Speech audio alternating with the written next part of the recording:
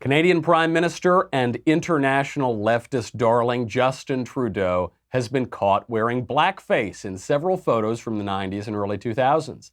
Right, left, and center, black, white, and brown, no one is actually offended by the photos.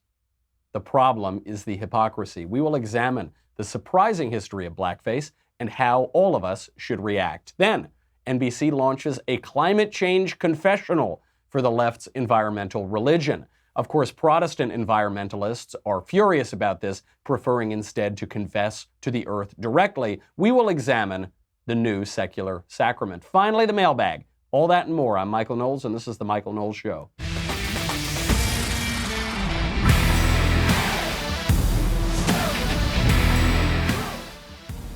I love this story so much. I want you to shoot it straight into my veins. I can't wait for even more pictures of Justin Trudeau and blackface to come out. This is the funniest story in weeks.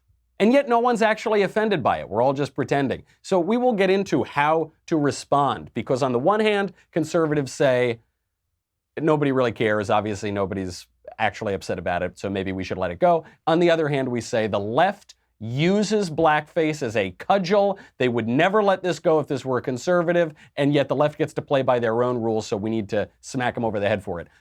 We'll get to the real answer to that question. But first, I have got to thank our friends over at Optima Tax Relief. If you owe the government back taxes, brace yourself, because today may be the day that the IRS shows up at your home or work. You're not going to know when they're going to show up. They're not going to give you a warning. They're not going to tell you. So you've always got this just constant level of stress. You're right to be afraid. The IRS has the power to take everything from you, your bank accounts, your paycheck, even your home and business.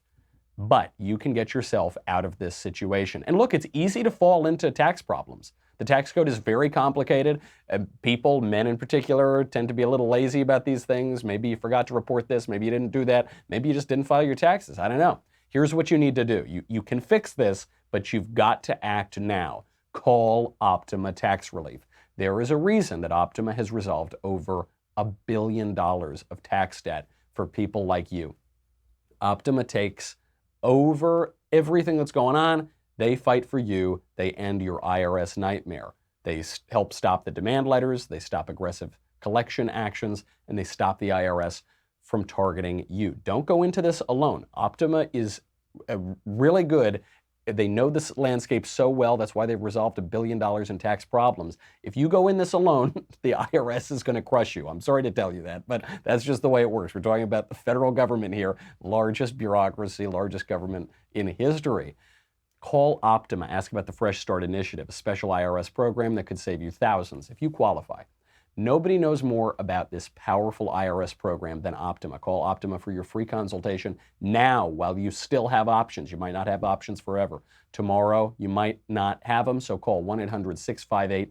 1-800-658-8044. That is 1-800-658-8044. Some restrictions apply. For complete details, please visit OptimaTaxRelief.com. These photos come out.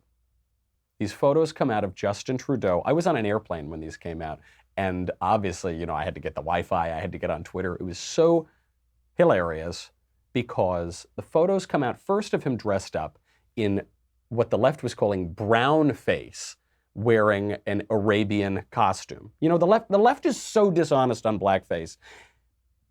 When leftists wear blackface, they excuse it and ignore it. When conservatives even so much as talk about blackface, they take their careers away from them. They wouldn't even say that Trudeau was wearing blackface. They called it brownface because they wanted to draw a distinction between blackface and some other category, brownface, even though they're exactly the same thing. So they came up ex post facto with this logic. They came up with this logic and said, well, because Trudeau was only appearing as an Arab person, that isn't blackface, that's brownface. Really what the difference is that brownface is blackface worn by leftists. That's the only actual difference. Why is that? Because by their logic, they say, no, Arabs are brown and black people are black, so that's why they're separate words. Just a little correction here. Black people aren't black, they're brown. They're not like actual, the color black. They're different shades of brown. It's all the same thing. But they want to have a distinction without a difference because they don't want to admit that a major leftist, darling politician wore blackface. The Daily Beast right now, the left-wing outlet, the Daily Beast, is referring to this as face darkening. They couldn't even go into the brownface thing. They couldn't go into the brownface thing because the brownface logic fell apart when it turned out later that Justin Trudeau had worn blackface as well, meaning he was specifically dressing up as black people, one of whom was Harry Belafonte, who's a very famous Jamaican-American musician. It's just so disingenuous. For comparison, just a reminder, when Megyn Kelly, who, Megyn Kelly was on a right-leaning news channel, Fox News. She then went over to a left-leaning news channel. The audience never forgave her for working with conservatives. So she was on a show on NBC, and she just discussed the question of blackface and wearing makeup that makes your skin look darker. She just discussed it. They took her entire show, they tried to take her entire career away from her. Here are the comments. What is racist? Because truly, you do get in trouble if you are a white person who puts on blackface for Halloween, or a black person who puts on whiteface for Halloween. Like, back when I was a kid, that was okay as long as you were dressing up as like a character. There was a controversy on The Real Housewives of New York with Luann, as she dressed as Diana Ross, and she made her skin look darker than it really is, and people said that that was racist. And I don't know, I thought, like, who doesn't love Diana Ross? She wants to look like Diana Ross for one day. I don't know how, like, that got racist on Halloween. That comment, which is pretty much as innocuous as it gets, got Megyn Kelly's career taken away from her. Just for comparison, here is Jimmy Kimmel's blackface performance, not comments about blackface, full-on blackface, black body performance that he did a few years before he got picked to host one of the largest late-night comedy shows on network television in the country. Sometime at night, Karl Malone look up in the sky and say, what the hell going on up there? Do UFO live on other planet, phoning home like E.T.? Karl Malone read on TV about white people getting deducted by aliens, sticking all kind of hell up their butt. And that's a damn thing. Now, Karl Malone never seen no flying saucer himself, but if he do, that's going to be a spooky time. That's why Karl Malone say government got to step up and give 102% to keeping them little green man off this here earth. Because the day them dudes stick something up Karl Malone butt, that ain't going to be no good time for nobody, especially Karl Malone butt. By the way, the whole joke he's doing beyond just coloring his skin brown, the joke is that Karl Malone is an idiot and doesn't speak the English language well. What Jimmy Kimmel is doing is much, much closer to a minstrel show, which is the origin of blackface, than any of the other examples. But there are a lot of other examples, because it isn't just Jimmy Kimmel. It's Jimmy Fallon, it's Ted Danson, it's Joni Mitchell. You know Joni Mitchell? They Paved Paradise, she wore blackface. Billy Crystal, host of the Oscars, Cyndi Lauper, Sarah Silverman, Fred Armisen from Saturday Night Live, all of them wore blackface. All of them, in all of those cases, worked out just fine. They didn't lose their careers, nor should they have. I don't think Jimmy Kimmel even should lose his career for doing this sketch. I don't think any of the other ones should lose their careers for doing their blackface sketches. Some people have brought up the governor of Virginia, who in a yearbook photo from his medical school yearbook was accused of having worn blackface, because there was this photo of him, a photo of a man in blackface on his page. Now, he hasn't admitted that it was him. He could have been the other guy in the photo who was wearing a Ku Klux Klan uniform. That guy, Ralph Northam, still the governor of Virginia. Oh, by the way, Northam. So he may have worn blackface. Okay. He may have worn a Ku Klux Klan outfit. That's worse. That's definitely worse. He also said on radio that we should kill babies after they've been born. That's probably worse than either of the first two. If you were just asking me, sitting governor, what's worse? He wore blackface 30 years ago, or he wore a Ku Klux Klan costume 30 years ago, obviously not to a Klan rally, but just as a costume, or he says that right now, while he has political power, while he is making and enforcing laws in Virginia that we should be able to kill babies after they've been born, I'm going to go out on a limb here and say That last one is worse. I've said this comment before. I've made this apparently controversial remark before. When I said that, last time I said that, Media Matters tried to get me fired for saying that I'm pretty sure it's worse to kill babies after they've been born than to wear blackface. Which means, according to Media Matters, it's better to kill babies after they've been born than to wear blackface. I guess Media Matters wants us to change the laws in this country, make it legal to kill babies after they've been born, but make it illegal to wear blackface. We're going to have to change all the punishments. Now, of course, no one really believes that. Nobody really believes that. Obviously, it is the case that there are some instances of wearing blackface that are not offensive to people. How do we know that? Because all those other people wore blackface, and all those other people still have their careers, and all those other people haven't been boycotted, and all those other people are still perfectly popular. You know, the last time a blackface story was breaking, I think it actually was the Ralph Northam story. I had just gotten into an Uber with a black driver. The story had just broke. And I asked what he thought about it. Maybe it was on the radio, or maybe it had just been all over the news that day. And he brought up the difference. He actually brought up the point that I just made, which is the difference between wearing blackface and wearing the Ku Klux Klan hood. And he said, blackface, if it's all in good fun, doesn't bother him at all. The Ku Klux Klan hood, it's hard to wear that in good fun, so he didn't agree with that. He said that's different. Of course that's different. So the question is, how should we react to the photos of Trudeau? Certainly as conservatives, or maybe even centrists or regular old liberals. Nobody cares about the photos themselves. Everybody cares about the hypocrisy. It's the same thing, Matt Walsh tweeted this out today. It's the same reason that the left goes after a Republican senator like Larry Craig for trying to pick up men for sex in an airport bathroom.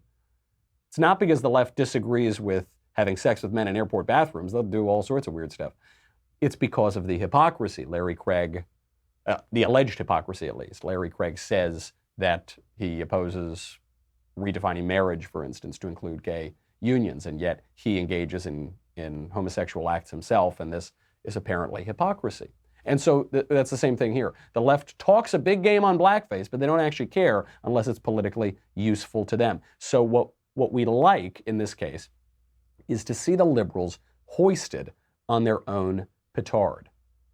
But I think there is a third way here. I actually think there's a way between just totally letting Trudeau off the hook and between trying to get him to resign. I think there is a third way. And what it has to do is the meaning of blackface itself and the history of blackface itself, which nobody knows because no one cares about history or nuance or context anymore. We'll get to that in 1 second. But first, I have got to thank our friends over at Ring. Ring's mission is to make neighborhoods safer. You probably already know about their smart video doorbells and cameras that protect millions of people everywhere. Ring helps you stay connected to your home anywhere in the world. So if there's a package delivery or a surprise visitor, you will get an alert and be able to see, hear, and speak to them all from your phone. That's thanks to the HD video and two-way audio features on Ring devices. I love Ring. I was just on the road. I was in New York for most of the last week. What I love about Ring is you can have access to your home from anywhere. So if you got some guy coming up delivering a package, you can see him. You can talk to him. That video will get uploaded to the cloud. So if someone comes over and they try to rob you, you got that too. You can scare them away too. My senior producer, Jonathan Hay, he came over, or he was rather at his own house. Middle of the night, some weird drug-addled maniacs tried to come in and get into his house. He spoke to them from his own bed, in his bedroom. Then they chased him away. I gave a Ring out as a housewarming gift to another couple friend of mine, and they immediately installed it, and they were wondering who this creeper was that was making noise all around their house at night. Turned out it was a possum, and now they kind of like the possum. They know. It gives you peace of mind as a listener right now. You have a special offer on a Ring starter kit with a video doorbell and motion-activated floodlight camera. The starter kit has everything you need to build a ring of security around your own home. Get started today. Ring.com/Knowles. That is ring.com/Knowles. Why is nobody actually offended by the Justin Trudeau blackface? By the blackface itself? Why is no one actually offended? It's because no one believes that Justin Trudeau hates black people. Nobody believes it. I don't like Justin Trudeau, but I get a kick out of him, actually. I sort of think if he didn't exist, conservatives would have had to build him in a lab somewhere because he's such a caricature of a leftist politician. But no one thinks he hates black people. Nobody thinks Joni Mitchell hates black people. Nobody believes any of that. When Billy Crystal put on blackface to do an impression of Sammy Davis Jr., he darkened his skin. He couldn't have done the impression otherwise. Billy Crystal doesn't look like Sammy Davis Jr. When you do impressions and impersonations of people, you've got to make yourself look and appear like them. That's what an impression is. That's what an impersonation is. Same thing with Fred Armisen. Fred Armisen isn't black, but he darkened his skin to look like Barack Obama. He put on blackface, to use the term. But he couldn't have done the impression otherwise. You can't go and be a white guy and do an impression of Obama. Then just don't do the impression because you're not going to look like the person. So are we then saying that white people can't imitate anyone else? We can't do impressions, we can't do impersonations unless they have exactly the same skin tone that you do? How about when the Wayans brothers whitened their faces to play white chicks? Remember that movie White Chicks? I actually don't, I mean, this was like 20 years ago or something that it came out, but they look like they whiten their faces and they play white chicks. Is that okay? Are they not allowed to do that? How about when the Jersey Shore came out? Jersey Shore TV show. All of a sudden you saw parties start cropping up. I went to a number of them where people were wearing, the white tank top and gold chains and things that I actually just wear under my clothing every single day of my life. But they did it to kind of look like Italian people. Sometimes maybe they darken their skin a little or they make their hair look a little more slicked back or something. They physically made themselves resemble Italian people more. Is that not okay? The left objects. The left says, well, black people have been oppressed in America, and white people have not been oppressed, so it's universally always terrible and never acceptable to wear blackface, always offensive. But if a black person wears whiteface or, dresses up like an Italian for a Jersey Shore party or something, that is okay. That's perfectly fine. First of all, everybody suffers. Everybody has experienced some pain and suffering in their life. Every people group suffers. The largest lynching in American history was of Sicilian people in the late 19th century. They suffered. That's a lot of oppression. So are you still going to say dressing up like the Jersey Shore is okay? What about the Irish? Irish faced plenty of oppression in America. I mean, there were signs on doors that said Irish need not apply for work. So when we go out on St. Paddy's Day and wear green suits and go drinking and speak in fake Irish brogues, are we allowed to do that? The Irish have been oppressed. Everybody suffers, certainly. But let's even indulge the premises. Let's say that, okay, it's okay for some people to do it, but not okay for others. It's okay in the victim hierarchy, for the more oppressed class of people to dress up like the less oppressed class of people, or the oppressor class of people, but it's not okay vice versa. Then what about drag? What about drag? What about transvestitism? Because we're told by the left that men oppress women and have always oppressed women, and only now, thanks to feminism, do they not oppress women. I take some issue with that history, but let's even indulge the premise. Then how on earth are you going to let men dress up like women? Put in long hair, paint their nails, put makeup on, wear a dress and high heels? That's just the blackface of sex. And it's almost a direct analogy according to the left's premises, because you have the oppressor group, the men, dressing up like the oppressed group, the women. So is it not okay to wear drag? Why are men allowed to dress up like women? Not only are they allowed today, actually, by the way, the left is encouraging that to happen. They're celebrating that. They're holding whole parades to celebrate men dressing up like women. And none of us really has a problem with that. I mean, I was just in New York, which, I was actually down in Greenwich Village for a little bit of it. And in and around the village, there's a drag bar like every three blocks. Walked by Stonewall Inn, the very famous gay bar in New York. Plenty of people dressing up, plenty of crazy ways. No one had a problem with it.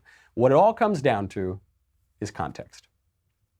Nobody knows the history of blackface anymore. It's actually a very interesting history. Blackface comes from the old minstrel shows. So this was a form of vaudevillian entertainment in the U.S. And arguably, it's certainly the first uniquely American form of theater. It's arguably the only uniquely American form of theater. And in the minstrel show, broadly, you have white people dressing up like black people, and specifically stock characters of black people.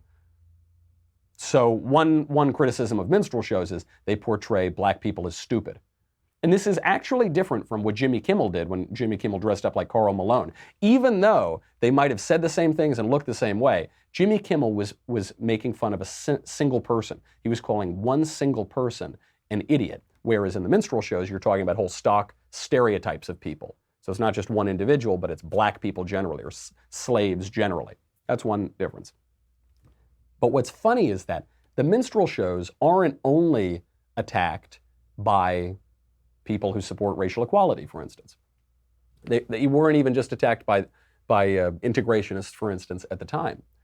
They were attacked by everybody, and for opposite reasons. So it's funny because they were very, very popular in the 19th century and the very early part of the 20th century, but they still managed to offend everybody. So integrationists objected to minstrel shows because they portrayed black people as dumb and as happy slaves. So it almost sort of defending the institution of slavery because it falsely portrayed the slaves as really happy and content with the whole thing.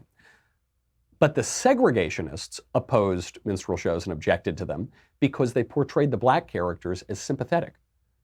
And they humanized the black characters, and they exposed white audiences to some actual black songs.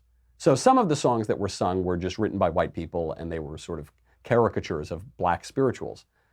Some of them were actual black songs, though, and black spirituals that were then exposing white audiences to some small aspects of black culture. I say small aspects because you'd only get that for like 1 or 2 acts of the show. The rest of it, there was a sort of vaudevillian format. Our society does not object to non-Italians dressing up like Mike the Situation, right? Our society does not object to men dressing up like women. Far from it, we actually encourage it. Our society does not really even object to white people darkening their skin for costumes. We know they don't, because all those other people have their careers. Jimmy Kimmel, Jimmy Fallon, Billy Crystal, all of them. What it all does come down to is context. Justin Trudeau's Arabian costume is not funny because he was mocking Arab people and saying that he's so much better than Arab people and Arab people are dumb and terrible and racially inferior. That's not what he was doing, I don't think. The reason his Arab costume is funny is because it's so incongruous that it's ridiculous. You have Justin Trudeau, who is the whitest, Canadianist person that has ever walked the earth, and you have him dressing up as an Arabian prince. That's funny. Humor very often comes from incongruity and subverting expectations. Trudeau apparently darkened his skin on another occasion to look like Harry Belafonte. This is very funny because Harry Belafonte is a cool, suave Jamaican-American singer who was very popular for a long time. And Justin Trudeau is a square, stiff, white as the newly driven snow Canadian. For the millennials and Gen Z in the audience, who might not recognize Harry Belafonte is the guy who sang "Daylight Come in Me, Wanna Go Home." This is a clip of Harry Belafonte. Take a listen. Work all night and I drink a rum. Daylight come and me wanna go home. Stack banana till the morning come. Daylight come and me wanna go home. Day, me say day, me. You know that song, you've all heard that song. Justin Trudeau singing that song is even more ridiculous than me singing that song, because Justin Trudeau is whiter and more Canadian than I am. It's funny. It's funny to compare Justin Trudeau to Harry Belafonte. They're very different people. I don't think he was singing that song to disparage all black people or all Jamaican people. He was wearing it because it's funny, because the comparison is funny. So the question is, how should conservatives react? We'll get to that in 1 second, because I have a different answer than a lot of other conservatives have. But first, I've got to thank our friends over at Vista Print. Vista Print is so great. I've used them for so many years, long before the Daily Wire even existed. It's important to keep a business card on you. I don't do that a lot, and then I look like an immature schmuck. You need business cards. Your next big opportunity could be coming around the corner, and you need to be able to give out your information. Vistaprint will help you own the now with free shipping on any business card in any quantity. They're the best. They're the kings of this. They are the absolute top of the heap. That's why I've always used them. You can choose whatever style, whatever finish, whatever shape, whatever paper you like, and you can get free shipping. I just got some business cards made. I actually didn't even get business cards made. I got calling cards made because I think calling cards look a little cooler than business cards, but decide for yourself. Nice linen paper, just really a beautiful card. Very simple, takes 2 seconds to do it.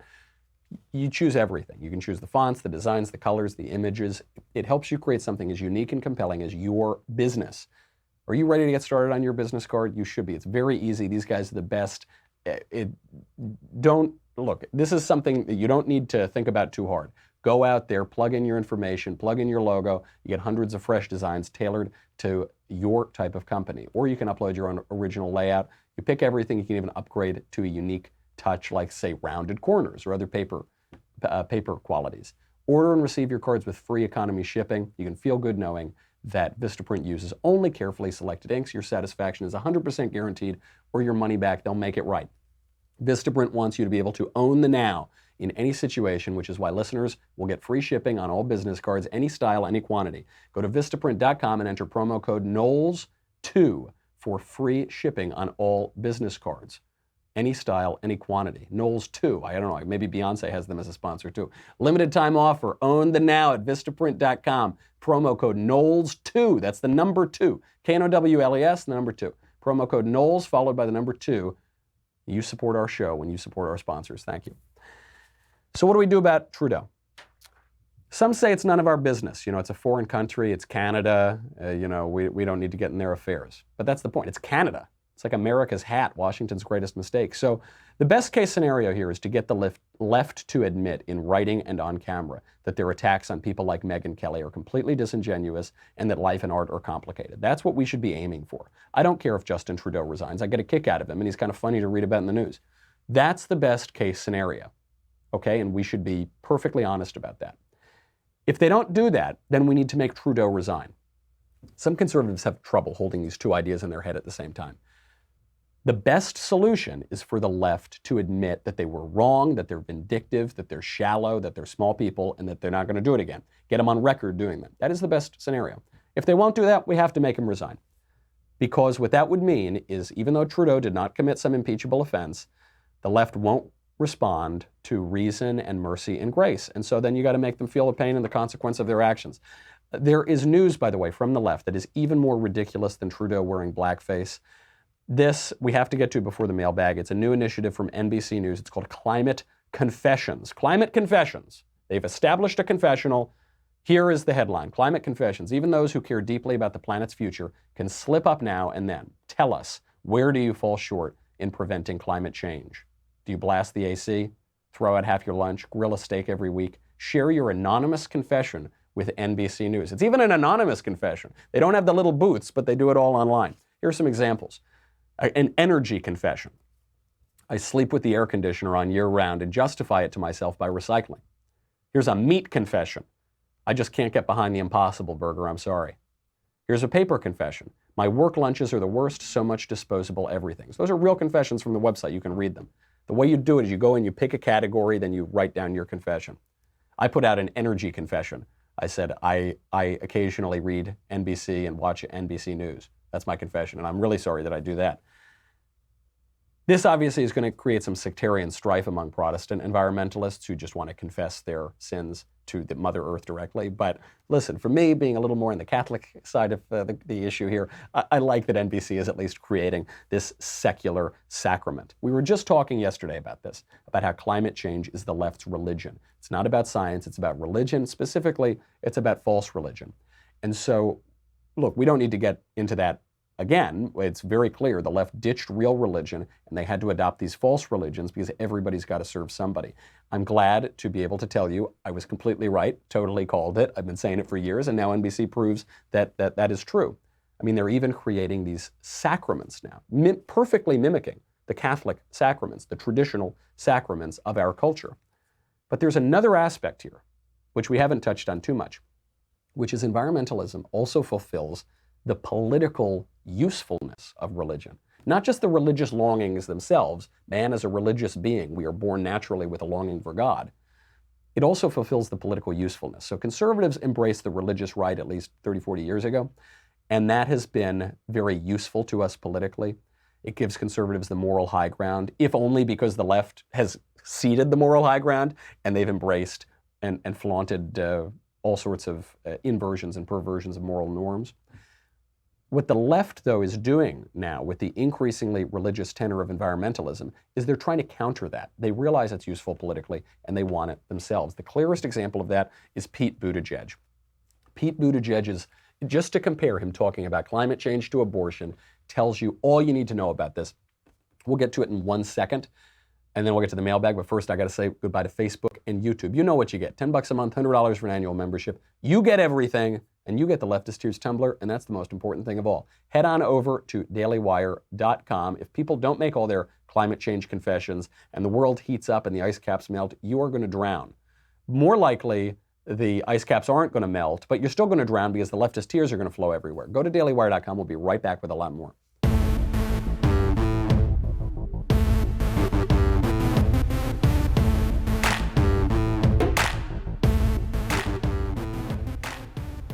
Pete Buttigieg, my least favorite candidate running in the Democratic field, the biggest jerk out of all of them, has come out. He's been doing this now for weeks and weeks, taking what NBC News is showing us, taking the religious, or the political usefulness of religion, and most decisively describing this in terms of climate change and environmentalism.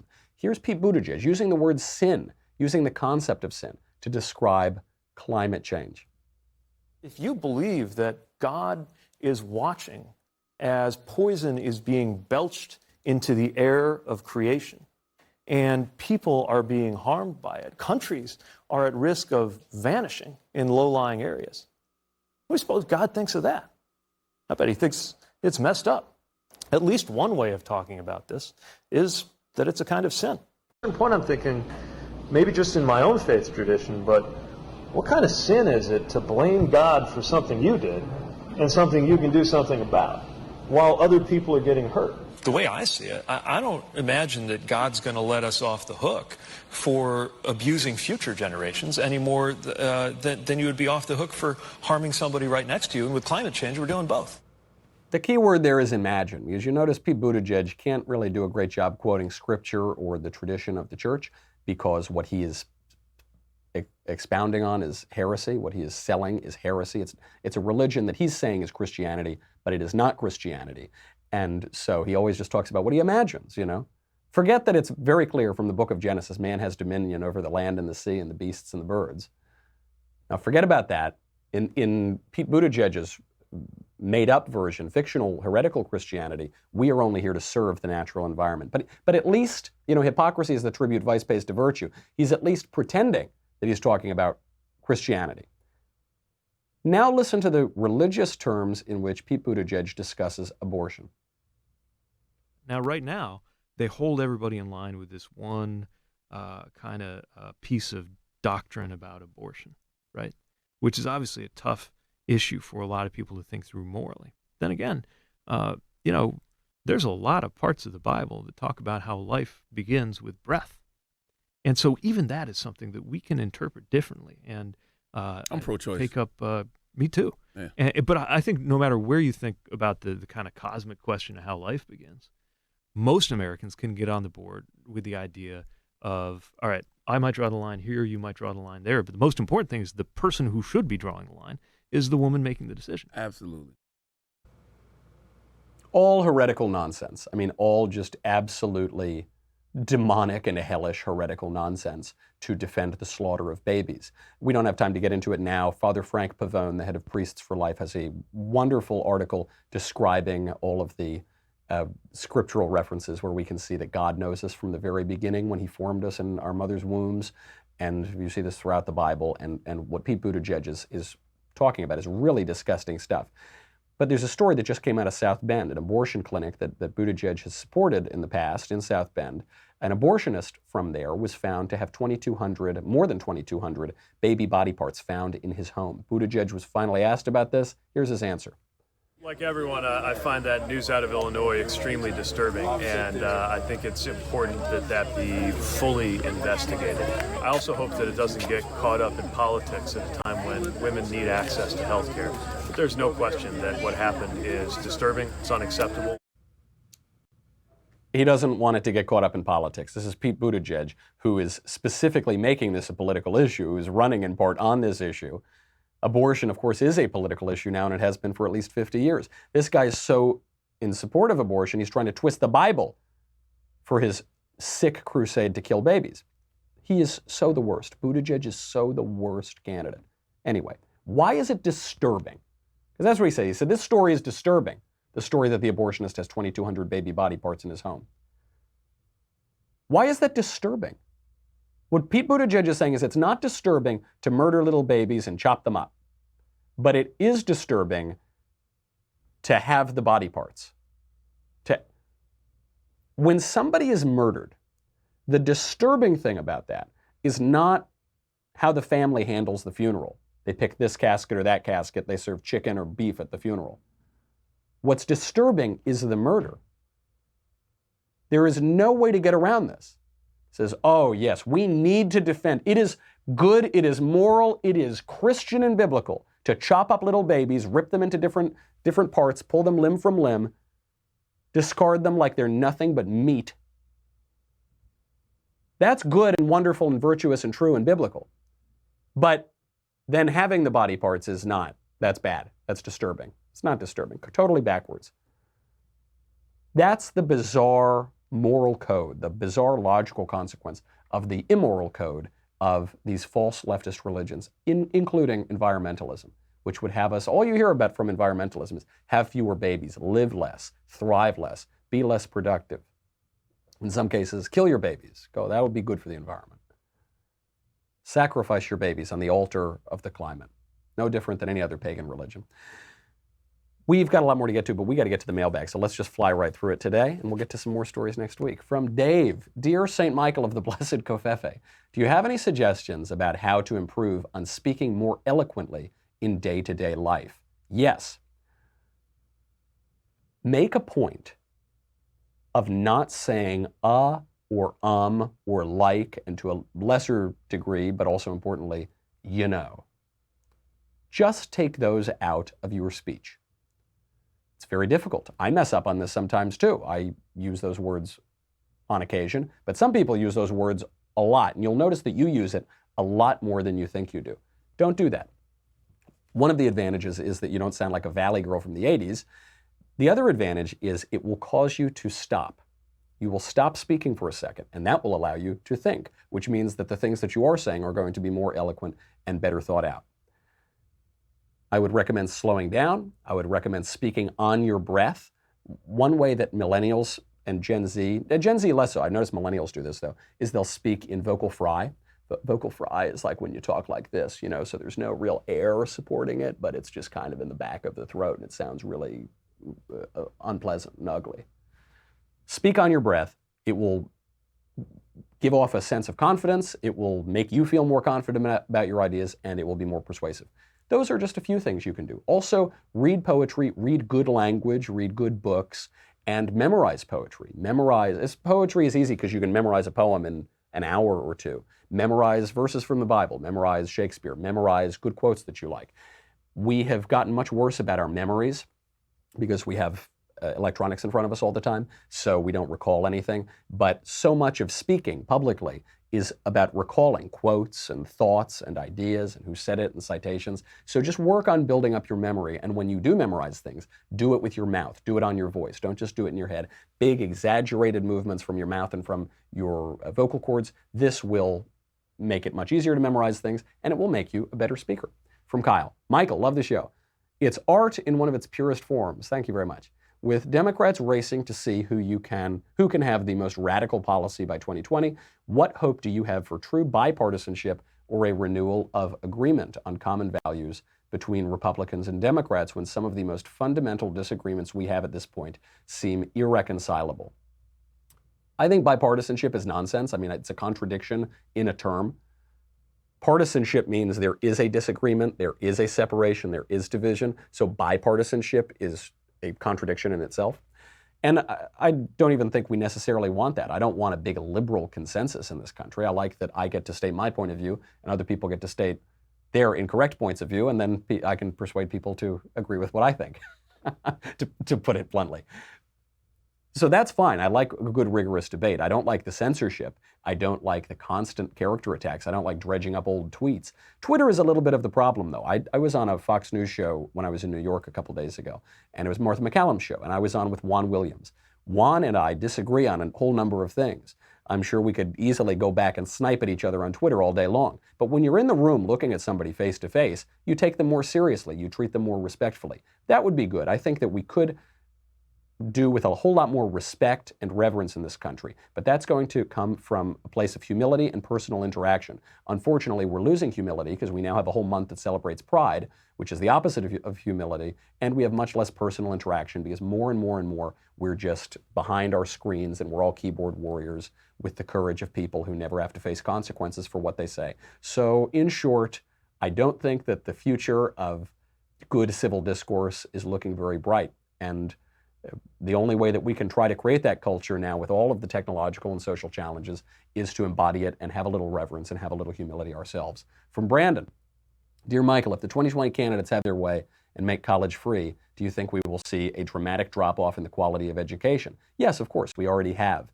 As the federal government has come in and subsidized loans and underwritten college loans, the quality of the education has declined dramatically. As more and more people have gone to college, the quality of the education has declined dramatically. In the 1940s, about 5% of Americans had a bachelor degree. Today, 60% of high school graduates are going to go to college. They may drop out, but they're going to go. We have too many people going to college, and we have too much of a one-size-fits-all solution. Some people shouldn't go to get a liberal education. Some people should go and get a trade education. And by trade education, by the way, I mean study business or study accounting, or study pre-law, or study, because even law school is really a trade education, though usually you need a liberal education before that.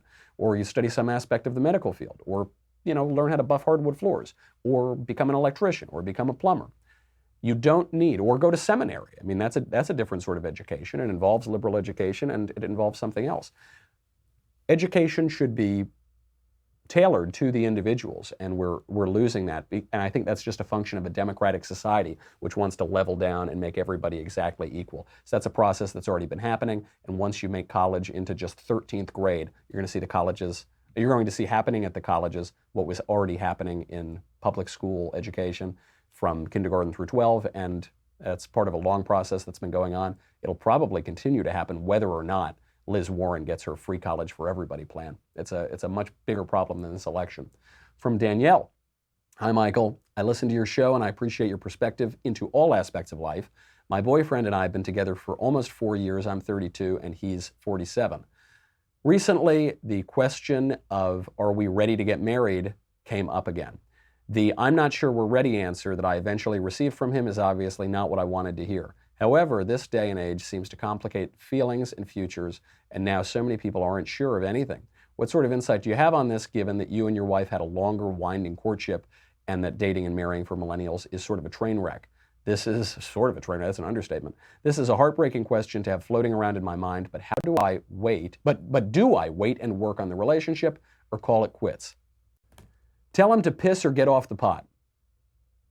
Simple as that. It is true. I dated sweet little Elisa for so long, in part because we dated when we were little kids. We dated when, we met when we were 9 or 10, and were dating when we were 16. And we split for college and then got back together, and in this very millennial way, waited a long time and moved all around the country and those sort of things. I wish I'd gotten married sooner. It would have been better to do that. And I sort of wish she had told me what I just told you. My grandmother and grandfather dated for a while, and eventually she gave him that ultimatum as well. Piss or get off the pot. That's what you should tell him to do, especially because, you're younger than he is, it seems. You're 32 and he's 47, but he's 47. He's no young boy. I'd cut him off. I'd take the Lysistrata strategy. I would make him make a decision and make him act like a man. He's certainly old enough to be one, and there's no two ways about that. Don't wait around for even 2 seconds. Make him make a decision. You can move on with your life if he doesn't want to do it, or he'll get married. because sometimes men just need a little push. From Melanie, hello, Michael. I'd love to know your opinions on the 26th president of the US of A, Teddy Roosevelt. He was a fascinating and inspirational man in his personal life, but I've heard conflicting views on his politics as president and whether they help the US in the long run or not. What do you think? Thanks. I love Teddy Roosevelt. Some libertarians don't like him because he liked national parks too much and called himself progressive, even though then that term had certainly a different connotation than it does now. I think he's great. I think he's basically America. He's loud, he's boisterous. The guy got shot one time, finished giving a speech, and only then went to a hospital. You know, the guy gets attacked and he attacks the people right back. He goes over to Africa and bags hundreds of large game. He's just terrific. He's just a great historical figure. John Milius, one of the great filmmakers who's still living today, has a good movie on Teddy Roosevelt, The Wind and the Lion. Go check it out. There's a great speech by the character playing Teddy Roosevelt of how the grizzly bear is America, and I think he very much embodies that spirit. Whether or not his policies in the early 20th century really matter or don't really matter, whatever. Look, politics is contextual and politics is circumstantial, and it changes over time. So historical views of presidents change. But as an American character, I think he's just absolutely terrific. Final question from Samuel. What are your favorite last words, either historical or fictional? It is said that Pope Benedict XV, his last words on his deathbed were, "La commedia è finita," which is quoting an opera, maybe Pagliacci or something, which is the comedy is finished. And I love these last words because they're funny. There's some wit there, the idea that obviously the comedy of his life is coming to an end, but also that it's a comedy. Life isn't just a farce. He's not saying it's a comedy like it's an absurd joke, a big cosmic joke. It's a comedy in that it has a happy ending. We have a happy ending. Our life has a happy ending. This world has a happy ending. This is what the Divine Comedy is all about. And I think those are the perfect last words. And if I know that my end is coming, I hope I repeat them when my time comes up. All right, that's our show. Our time is up here. I'm Michael Knowles. This is The Michael Knowles Show. See you on Monday.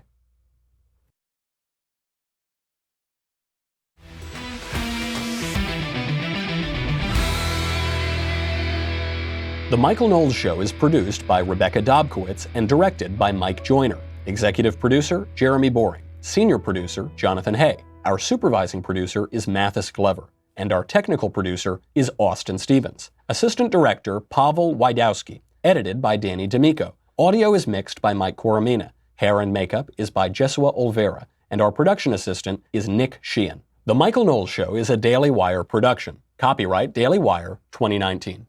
Hey everybody, it's Andrew Klavan, host of The Andrew Klavan Show. You know, some people are depressed because the American Republic is collapsing, the end of days is approaching, and the moon has turned to blood. But on The Andrew Klavan Show, that's where the fun just gets started. So come on over to The Andrew Klavan Show and laugh your way through the apocalypse with me, Andrew Klavan.